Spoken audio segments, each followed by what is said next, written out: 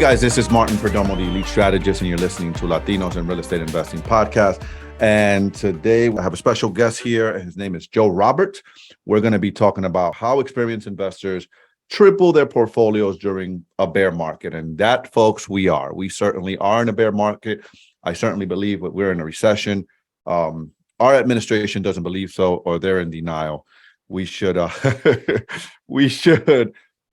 be getting the data out soon here on the unemployment, and then hopefully that'll justify it to our administration. However, I have Joe Robert here, and Joe Robert has over 20 years experience as an alternative asset management investor, including real estate, startups, and cryptocurrency. So I'm not a cryptocurrency guy. I'm looking to learn a ton from you here, Joe.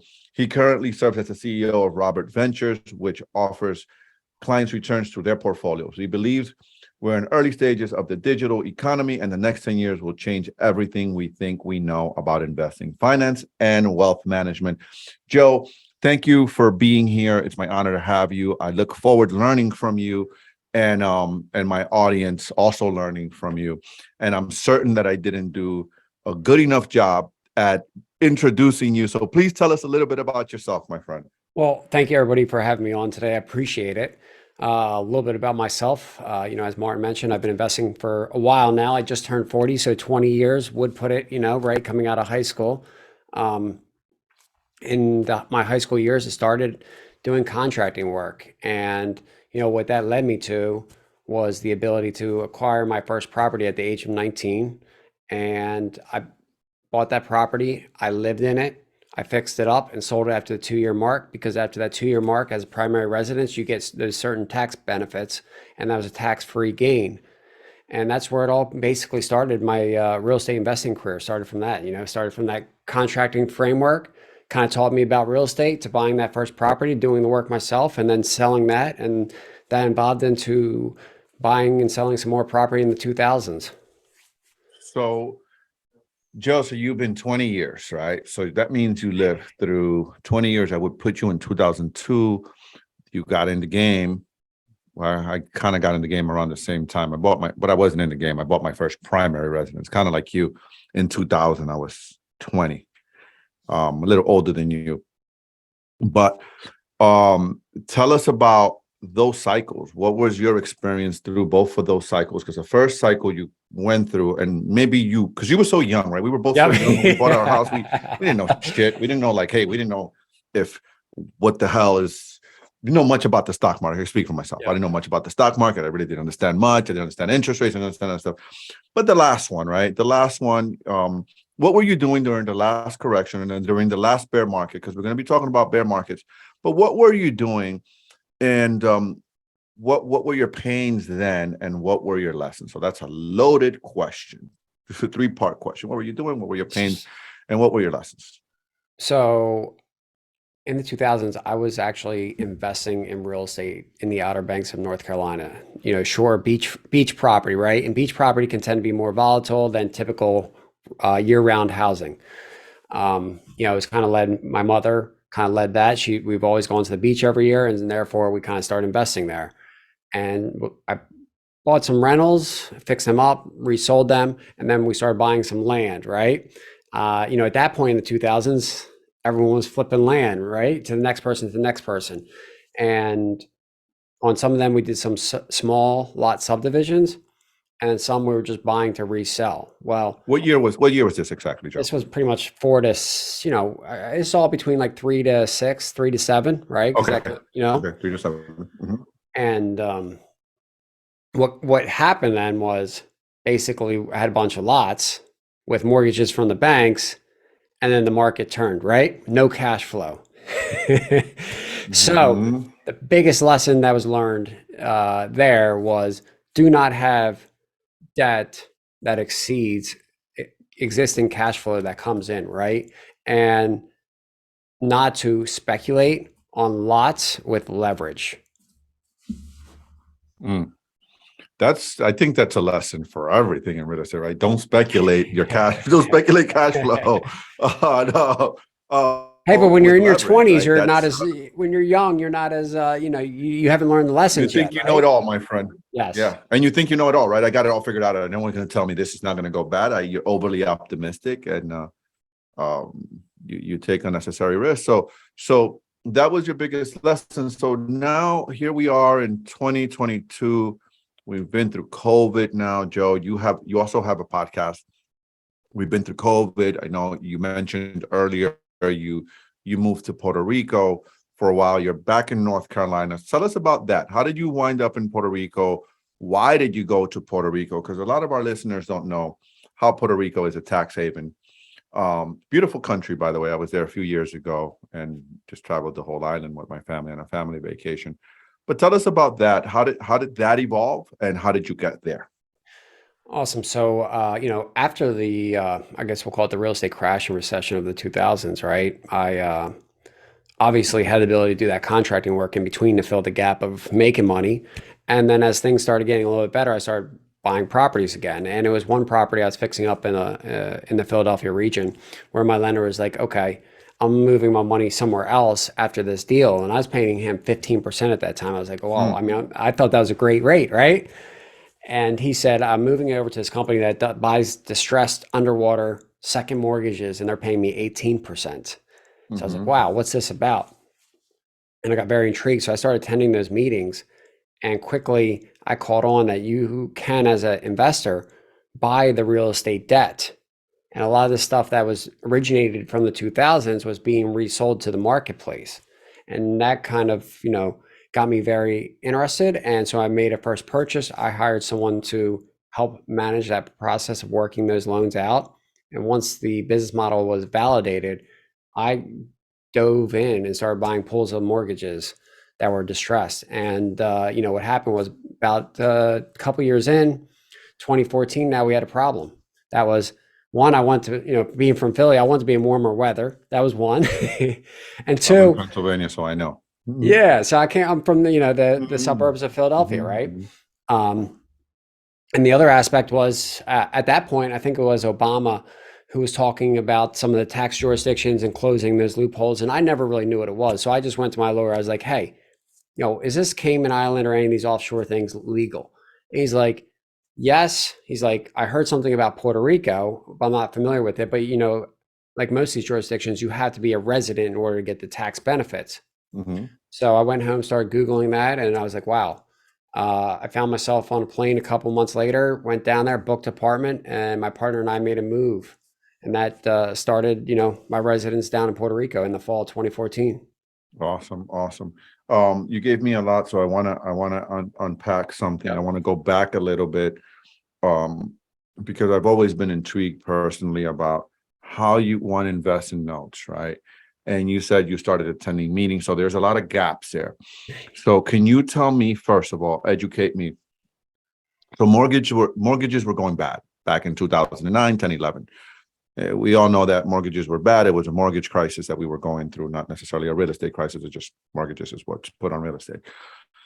Mortgages were going bad, and they were being sold on the regular market. And you learned from someone how to buy these notes. Can you educate me? What does that mean? How does one do that? What meetings were you attending? Because you said you started attending meetings. What meetings were you attending? And how much money does one need to invest and buy those kind of mortgages, and where's the profit? How does it work? So treat me like I'm too like I'm a novice, which I am, on this stuff. Just take me from A to Z really quick. Okay, well, quickly, the focus here was on the second mortgages. These were the HELOCs, the home equity lines of Hmm. credit. These are the piggybacks. The second lien that's typically whatever $30,000 to $80,000 you have on top of your primary mortgage. That's when people are basically taking that money out and then going to the casino, buying the Escalade, doing whatever it was they were doing in the 2000s. So what happens is pretty much through the recession is that a lot of the institutions would sell off tranches of those portfolio of loans to other hedge funds, and then those hedge funds would sell maybe to another hedge fund, right? And basically, there's just different levels depending on your cash you're going to deploy, right? If you're buying 50 or 100 million or 5 or 10 million, and it kind of just works its way down. So this company in the Philadelphia area was buying pools of loans, probably 6, 7, 8 figures from another fund, and they were reselling them to customers, but there was really no customers in the market. So what they did is they created monthly meetings at the local IRA company called Camaplan, and they were educating investors in the area about the opportunity. And so we come in monthly, they teach us the process in which to buy, work out, and exit. And then they would sell the investors the loans that were attending Okay. the meeting as a way for them to sell inventory, right? And so an example would be, let's say you have a $50,000 second and it hasn't been paid on a few years. Well, that loan might be able to be acquired for, let's say, 10 cents on the dollar for $5,000, right? Okay. And Wow, now that cheap, huh? yeah. Well, now Holy remember cow. though, so that second mortgage at that point might also be underwater. I mean, Underwater. the first, because the values dropped so much that, yeah. So that was the reason why the price was so discounted. But then what we would do is basically take that loan and we would get in touch with that borrower, right? In order to get in touch with that borrower, there's a few things you could do. You could do direct outreach at that time. You could do a mail campaign, and most of the time, if they didn't communicate back, you would initiate the foreclosure process, right? And typically that prompted the borrower to actually come out and make a plan with you. And when you got in touch with that borrower, then you would basically do a workout agreement, right? And since you bought it at maybe 10 cents on the dollar, you could say, Mr. Homeowner, right? You owe us $50,000, but if you could do a one-time payoff of $30,000 today, we'll relieve you of the $20,000. Does that make sense? But you bought it for For 10 10. cents. Yeah, Beautiful business model. correct. And so it's really became a numbers game. So if you buy 10 loans, one's like a home run, or one or two is like a home run, right? A Mhm. few do okay, and then a few get wiped to zero because they're underwater or they filed bankruptcy, right? But like everything, as long as you understand your risk and you're deploying it across multiple notes, you Mhm. typically we were recovering our principal amount that we outlaid for the loans within 12 months at that time. Which is great, right? You put out Mhm. 100K, you recover that back, and then you would still have loans left over past a year. Okay. Wow, that's great. And where would are those opportunities probably have evaporated today, right? Uh, Unfortunately, yeah. they have for the the- moment, for right? the moment, so, right? So you having the experience that you have, Joe, in that space, and of course we're going to be talking about bear markets, which we are in a bear market today. Where do you see, um, where do you see future opportunities, right? And we're going to talk about crypto in a little bit. Where do you see future opportunities like that coming in this new bear market, this new correction, right? Because of course, real estate was off the charts here, multiple offers on a property, and of course, the market is softening now. We're seeing inventory rise through the roof, right? We're seeing showings, all of that decrease. So, where do you see opportunities here in the near future, in this market, in this new whatever is going to happen here, correction, whatever the heck people want to call it? Yeah, and honestly, we just don't even know what it's going to What's going turn to into be? until it plays out, right? Mhm. Yeah. And at this point, I don't like I haven't really came to a conclusion of what the opportunity is going to be yet, and I think it just hasn't shown yet. I mean, some areas that I would say maybe you could start looking at that I'm seeing, even talking to some friends, maybe is these areas maybe like even on, let's say, like multifamily, or where people had bridge loans or certain Yeah. rehab loans, and they were going to have to convert to permanent debt at some point. But now those rates have gone up, or even on those Airbnbs, right? They didn't probably price that into their model that their takeout debt's going to be like at 6% versus 4%. And I think that with occupancy that may change over time. That's going to screw a lot of different investors up. Yeah. Well, neither one of us have the crystal ball, which is great. Those are great points that you bring. Um, However, if you did have a crystal ball, what would your crystal ball say is your projection for what you think potentially could be happening in the market based on your experience, based on what you're seeing, things happening in the crypto space, because you're a crypto guy as well. So what do you think? What do you see, Joe? So if I took like all the noise out of the Yes. online and just kind of was Hmm. like, okay, taking my experience and just trying to put a common sense to what I'm thinking in the Hmm. market, right? I've been telling people for the last 6 to 12 months that I know that, the same signs I've seen in history when conference rooms pack for multifamily syndicators and for real estate or for any industry, even if it's crypto, once they get totally packed and going crazy, it typically is near an end for a while, right? And over the last year or two, we've seen that through the conferences, and especially, where a lot of people have became syndicators in the market. Um, a lot of people over the last year have been talking about how there is a inventory shortage and a supply shortage, right? And I also look at that as, okay, if everyone's saying that, that also the counter trade to that is maybe they're wrong. And I've said is they were wrong in the aspect that if interest rates are 2 to 3%, yes, there may be a shortage because all these people need rental housing and they want to participate. But if the economy changes, then that may be wrong, and we're seeing that right now. So where does the real supply and demand lay? And it's probably usually in the middle, right? Um, and so I think that we're going to see a 20% plus decline in housing prices. That's my guess. And that's different in every area, Whoa, right? So wow. geographically, that could be different. Like some areas could be like, 5 to 10, and some can be 30. I think we're already going to see that. That's my guess. And that would be just my thoughts. Because if you took pre-COVID levels to today's levels and then bring them back, I mean, you're still going to be above pre-COVID levels.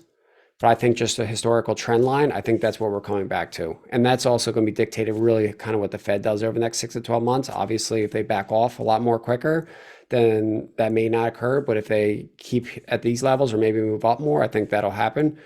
And I would say that at least probably for the next few years, maybe up to 5 years, real estate will be flat-ish, meaning maybe it'll increase a Okay. little bit, but it's not going to be this norm that everyone has been over the last few years, where you see TikTokers on short-term rentals on TikTok dancing, and everyone's making a lot of money because the values are going up and everyone can refi their cash out fast. I just don't think that's going to happen next few years.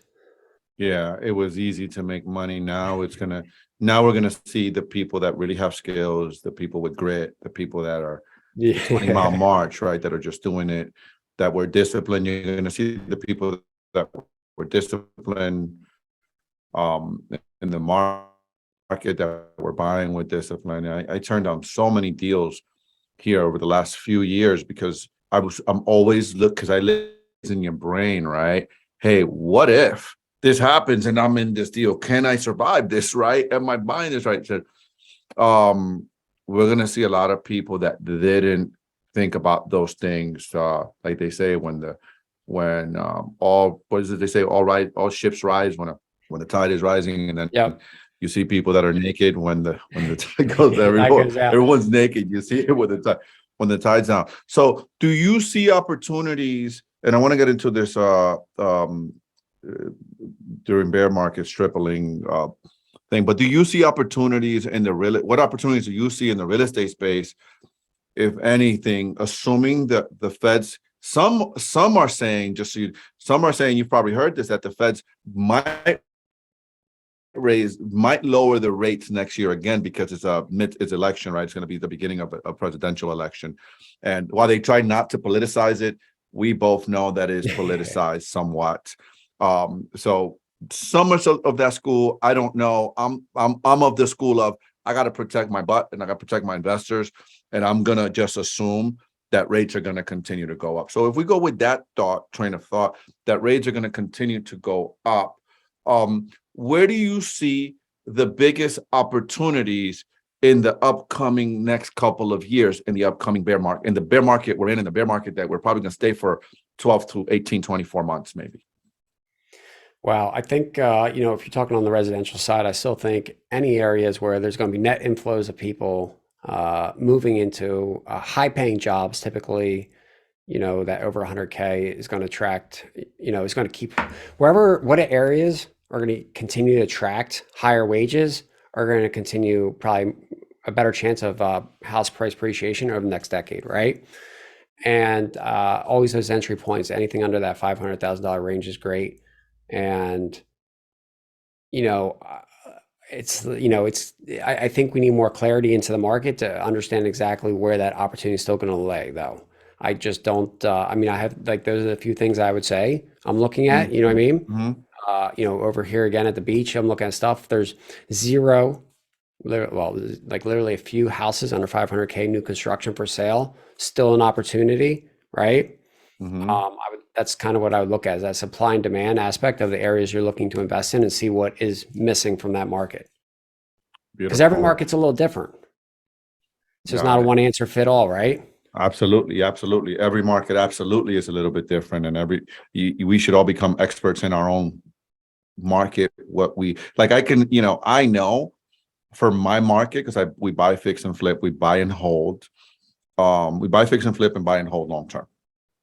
But I know when I'm selling a property in my market that it takes 14 showings right now, as of today, as of last month's data. I got to show that house 14 times before I can sell it. Like it's 14-to-1 ratio, right? So is understanding your market that well, that's going to allow you to win. You got to know your market, right? And you got to be able to pay attention to the trends and see what's happening and hold times and things like that. So Joe, tell me about how can investors triple their portfolios during a bear market? Well, I guess you guys all have stayed this far into listening to what's happening. So I've been through the, crash of 2000s, and then I bought in 2011, 12, 13, 14, 15, which was really the opportunity time coming out of that bear market. And, my experience over the last 20 years, while time in market is just as important, timing the market is very important, right? Time in the market is important. Time, meaning the time I'm in the market. Yeah. And then timing the market, timing, the market is also very important. Okay. Is just as important or more important. Just as important. Right? Okay. As kind of, yeah, I mean, so you're coming out of the last recession and us buying mortgages at 10 cents, right? And then exiting at 70 cents is the bigger opportunity, right? Beautiful. Heck yeah, man. But not saying someone can't buy at 70 and just hold that and still clip a 10 to 12% cash flow. That's time in the market, but timing the market is buying at a certain discounted price and exiting at appropriate time, right? Yes, sir. So being able to acquire assets in the bear market or being able to deploy your capital is the highest probability to at least tripling your capital over these cycles that we see, right? And we're seeing these cycles every 6 to 10 years. Yeah. When in your experience, when was the last time we saw this cycle? Are you saying, because I mean the last shit, we're way over. We're way over. We're way over, right? We're way over. I went to I spent some time at a conference, Business Mastery, in 18. And we were talking about then, like, hey, it's coming, winter's coming. You've seen what's happened since 18 to today, right? Yeah. Winter never came, right? Winter never came. So we're way over. Your experience, when was the last time we had great opportunities to like really take advantage? And where do you find this information, right? Because hey, I got to tell you, Joe, during the last recession, I was broke. I was in that situation like most, watching the news. That's when I stopped watching the news. The news was messing up my head, right? The negativity. I was in the mortgage business, and I just didn't know where to find this information. Technology has improved so much now. You got podcasts, you got YouTube. YouTube wasn't around back then, or maybe it was like in infant baby stages. The internet wasn't that popular. We were, you know what I mean? It wasn't that big of a deal. But how do you find this information? Where do you like? It's just, if I'm going to be honest, which I always am, it's rich people stuff, right? Like this is rich people information, right? How did you come across this information and this education? Because the stuff I know today is stuff, man, that I wish I would have known. Of course, it wasn't the right time, but it's stuff I didn't know, right? And I was like, shit, I was broke and I was struggling and my mindset was screwed up and I was how do people get a hold of this information? Like, where is this stuff available to people? Well, I mean, like you hit the nail on the head, right? Now these days, you have podcasts. I mean, you have YouTube. I mean, you have Facebook. You have people talking about the same stuff at your fingertips and available. And it's totally different than it was 10 or 15 years ago, even. Yes, sir. Like I mentioned, 10 years ago, it just happened that my lender found out about this meeting that was, this company offering money, and then somehow he went there, and then somehow he told me about it, and that was the only way I found out about it, right? But otherwise, Yeah. I would have maybe missed that opportunity or never known about it.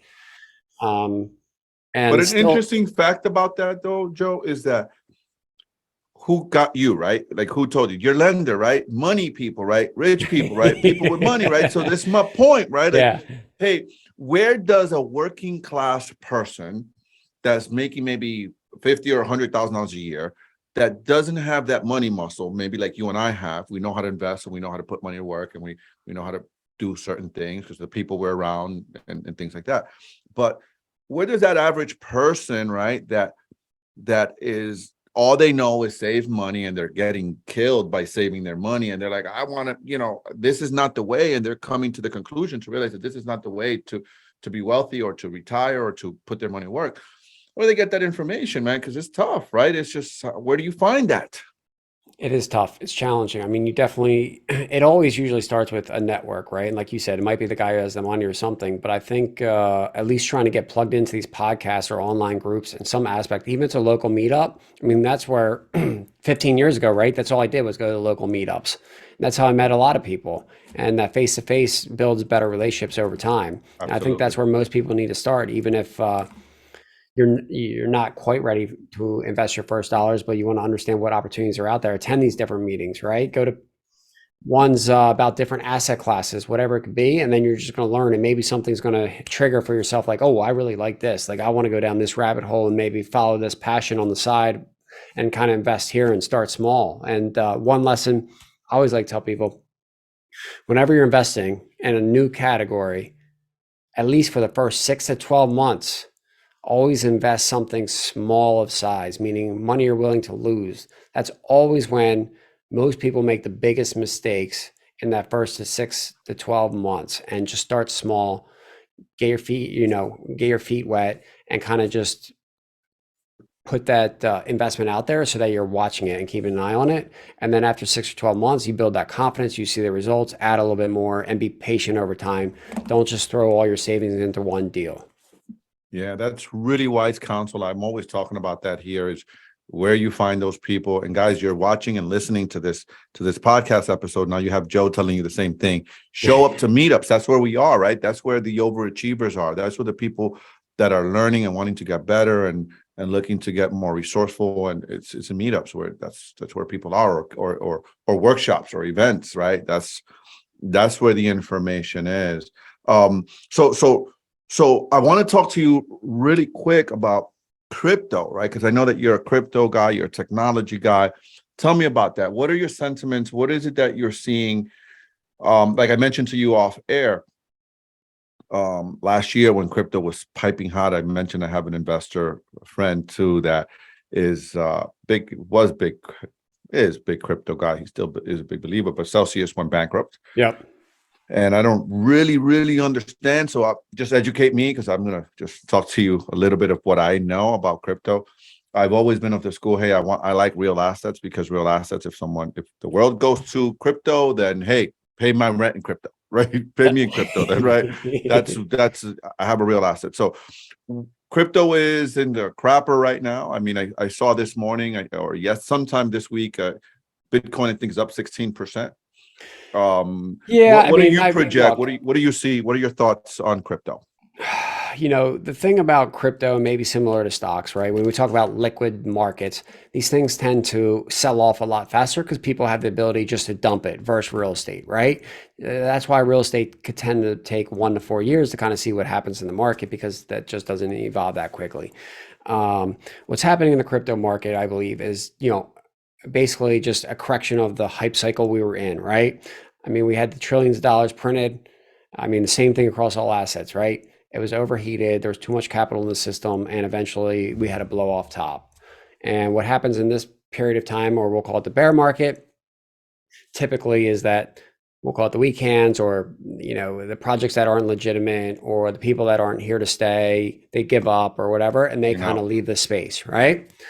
And usually this may take a year, 2, 3 years in a market for it to flush people out and allow new projects come in and get new funding, and the investors to accumulate new tokens of those projects. And then ultimately we'll have another cycle, right? And in crypto, people need to understand, like, we're still early, right? Like this is kind of like a 20-year play for this all to play out. And so we are in, a good, this phase is high speculation. You know what I mean? There's no matter what we try to do from a modeling standpoint, it's hard to really understand where that price is going to do and how to benchmark that price based, not like it is real estate where you could benchmark those cash flows, cap rate, and everything. Now, probably 5 to 10 years out, it will be a whole lot different. We could do that. But right now, since we're still pretty early, it's kind of a little higher speculative game. And, again, we should see, probably next 3 to 5 years, another cycle as we move forward and projects are flushed out. Got it. That's an interesting perspective, brother, on crypto. Like I said, I'm not a big crypto guy, but always looking to understand and always looking to and learn and diversify my portfolio. And Well, my friend, go ahead. Let me hit something on there. And just to give people an idea, everyone kind of puts crypto, and crypto, there's a whole different things when it comes to Web3, right? And its technology and the ability for these different applications, right? And if you think of, like, just an example for the real estate people, right? You have an Airbnb account, you have people come and stay in your place, they leave reviews on Airbnb, right? Now, if you go over to Verbo, Booking.com, or anything, you have to start a new account, new reviews, right? Yeah. Now, if the application was more decentralized or you owned your reviews, you could plug it into different platforms, right? So that's like an idea of where we're trying to go, where the user or creator has ownership to what they create versus these Web 2 companies that have ownership and control of your assets. That's powerful stuff, man. That's really, really powerful stuff. Joe, thank you so much, brother. Thank you so much for being here. I'm really grateful for you spending time with me here today. If people wanted to get in touch with you, I know you have a podcast, share that with us. If people wanted to get in touch with you, get a hold of you, learn from you, connect with you, how would folks do that, my friend? I appreciate that. For anyone who would like to get more information on digital asset investing, they go to joerobert.com, drop in their email there, get on our email list. Also, you'll get info about the podcast from there. And if anyone wants to talk about investing, they could always go to robertventures.com, fill out the form there, and get in touch with me. Okay, so what is your podcast's name? So we have it right here on the podcast. They don't have to make, we got to make it easy for people to find it. The Joe Robert Show. The Joe Robert Show, guys. You got that? Go check him out. I'm sure he's got plenty of good stuff there if you like what you heard here. And go to robertventures.com and joeroberts.com. Joe, brother, thank you so much for being here. Really, really appreciate you. Thank you, everybody, for joining us. Appreciate you for taking the time. Yeah, for taking the time to be here and share with my audience, share with me. Learned a ton from you. I'm always excited to learn from smarter people than me, such as yourself. Thanks again, brother. And for you listeners, thank you guys for watching. Thank you guys for listening. Remember to leave us a positive review. And if you're watching this video, give us a thumbs up. We really appreciate it. Or if you have any questions for Joe, write on this video or write in the podcast show notes, put it in there, and we'll make sure Joe engages with you. And Joe, did we get your email? Did we give him your email? Is that Joe Roberts? No. What is is there email with people if you want people to know? Okay, just hit him up on joeroberts.com. You can find me on social media everywhere. Yeah, find them on social. You on Facebook and Instagram and all that good stuff. Yeah. Yeah. Awesome. Find them there, guys. Appreciate you guys watching. So guys, if you like this video you just watched, click on this video up here. It might be something you might like. And guys, I really appreciate you guys watching. Remember to like and subscribe to our channel. We really appreciate it. Thank you very much. Peace out.